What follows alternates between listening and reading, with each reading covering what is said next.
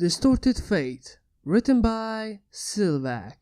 Chapter 5, Reptiles and Mutants. Normally, people like free breakfast. I, however, wasn't so keen at staying with two horrible monsters, two baby creatures staring at me as they ate on their high chairs. I was fairly certain those two were plotting something against me, but hey, newborns never did like me unless I was in their stomachs, which led me to wonder why I appeared so yummy to babies. My new appearance may be less appetizing, I hoped, but considering my luck so far, I wouldn't be surprised if it had the opposite effect instead. That was why I was actually glad to follow my pink tormentor outside after going through the process of communicating it to me, which consisted of it trotting in place as well as pointing at me, itself and the door several times. The pink menace started to rant again, to which I just simply slowly tuned it out to observe my surrounding as I followed it. No, not it, her. One of the benefits of having a language barrier is that you can just tune out other folk.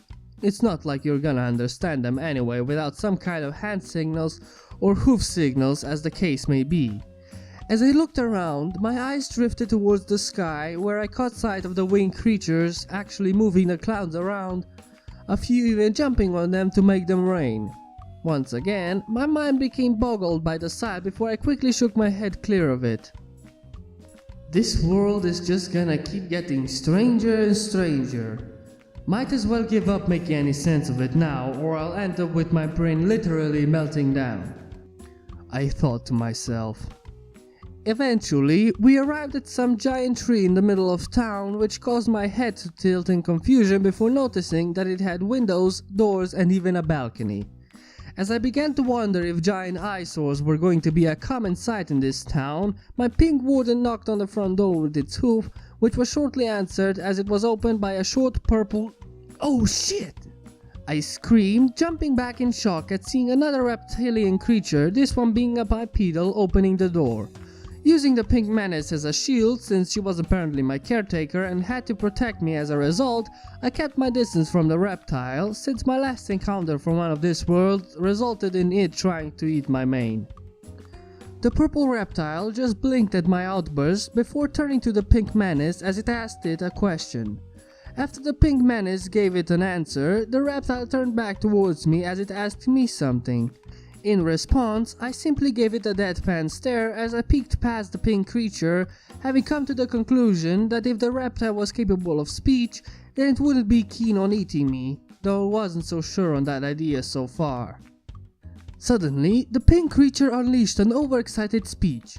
After she finished its speech, the reptile gave her a shorter pie with a skeptical look as it headed inside the treehouse, where the pink menace bounced aside as well before turning to me and indicating with a hoof that she wanted me inside as well.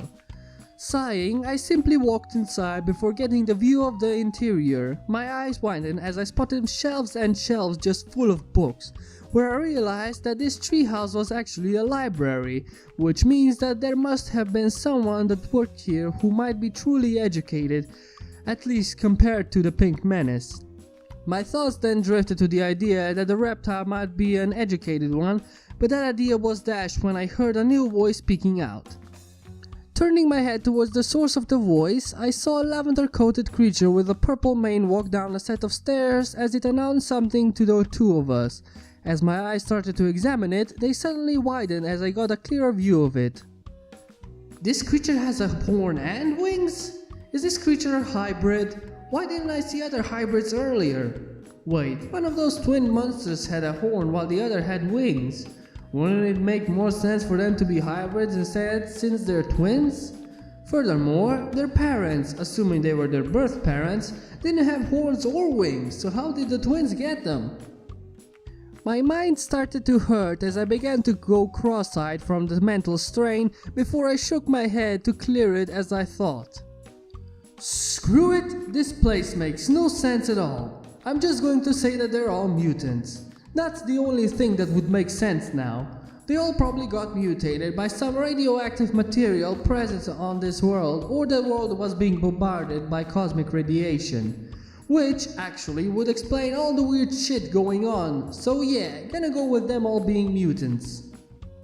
With my mind settling on the most logical explanation I could come up with, I prepared myself for the purple mutant, suspecting that with how things have been going so far for me, I was going to be tormented again in some bizarre way. As Twilight reached the bottom of the stairs, she spotted the purple filly next to Pinky, who was simply staring at her, though the filly did go cross-eyed for a moment. Must be surprised to see a princess, Twilight thought with a mental chuckle before she said, "Is this the filly Spike told me you needed help with, Pinky? Though I'm surprised you needed my help since you're a natural with foals." "Oh, thanks, Twilight, but the silly filly is different. She doesn't speak or understand equestrian," Pinky replied. Blinking in shock, Twilight stared at the filly, who simply stared back as she said, "She really can't speak equestrian? What's wrong with her?" "Oh, nothing is wrong with her, or at least that's what the doctor says. She's just lost from her parents, and I volunteered to watch over her until her parents come back to pick her up." "That's quite responsible of you, Pinky, but are you sure you can handle a filly that can't understand you?" Twilight asked as she kept looking at the filly, who continued to stare back at her like her eyes were trying to bore into the depths of Twilight's mind. "Oh, the silly filly is no trouble, but I thought that maybe you can help me teach her to understand equestrian." "I'm not certain the filly is old enough to pick up on a new language so quickly. After all, it won't be long before her parents are found and informed of her current location. Though I have an idea that I want to try," Twilight said as she looked over the bookcase. Spotting what she was looking for, she pulled the book out with her magic, whose title was Foreign Greetings. Opening the book before her, Twilight then started off saying a basic greeting in different language before looking at the filly, who simply just stared back, her mouth not even twitching. Twilight proceeded to say greetings in other languages before moving on to dead dialects, before she finally gave up. "Pinky, are you sure this pony doesn't understand you? Maybe she's just playing a game with you," Twilight said as she waved a hoof in front of the filly, wondering if the filly zoned out during all the greetings. Stopping the hoof with one of her own, the filly said something to Twilight in a chastising tone with foreign words that caused Twilight's ears to perk up. Her jaw dropping in shock, Twilight simply stared at the filly as her pupils shrink. Moments passed until Twilight finally squeaked out, "She does speak a foreign language, but it's one that doesn't resemble any languages in the book." Her pupils started to widen as her body started to shiver, causing the filly to take a few steps back before Twilight exclaimed, "This could be a momentous discovery! Her family might be speaking a long-lost language, or they were part of some tribe of ponies that have been in isolation for hundreds or maybe even thousands of years. Maybe their phonetics could be completely unrelated to any known languages. The possible..." Before a book slammed into her face, which caused Pinky to burst out into laughter. The filly started to say something in her language in an annoying tone before she suddenly looked at her own hooves as she started to mutter to herself in confusion. Shaking her head after being hit, Twilight then glared at the filly as she said, "That wasn't nice. You shouldn't be abusing books like that." As her laughter died down, Pinky replied, "Oh, come on, Twilight. It couldn't have hurt. She's just a filly after all, silly." Still, that wasn't polite of her to do that. So what makes you think that she can learn to understand our language, Pinky? The possibility of our language structure being a match to hers is astronomically low. "Well, I did teach her to say yes and no, and I think she understands their meaning."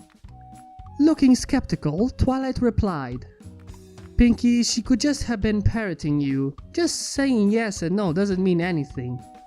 "Oh, I'm sure she knows, silly. Watch this," Pinky said before turning to the filly as she raised her forehooves as she spread them wide like she's about to hug the filly. Her eyes widening, the filly started shaking her head as she said, "No, no, no," backing away from Pinky. Though the reaction wasn't what she wanted, Pinky turned to Twilight with her smile a bit less joyful as she said, "See, I think she knows what no means." "Amazing! How did you teach her that, Pinky?" Twilight asked as her mind pondered for a possible way of communications. "Oh, I just nodded my head and said yes and then shook my head for no. The filly may be silly, but she's smart like you, Twilight." Interesting. It appears that she may be able to associate our words with physical representations of them with ease. Perhaps there is a way to teach her some equestrian words. Give me a moment, I think I have something that may be of use, Twilight said before she headed to her storage, all the while the filly remained seated, wondering just what Twilight had in store for her. Okay then, I hope you guys enjoyed this nice chapter of Distorted Fate, and if you did, hit that like button and subscribe, and with that, I'll see you all in the next one. But for now, here is your daily dose of brainwashing!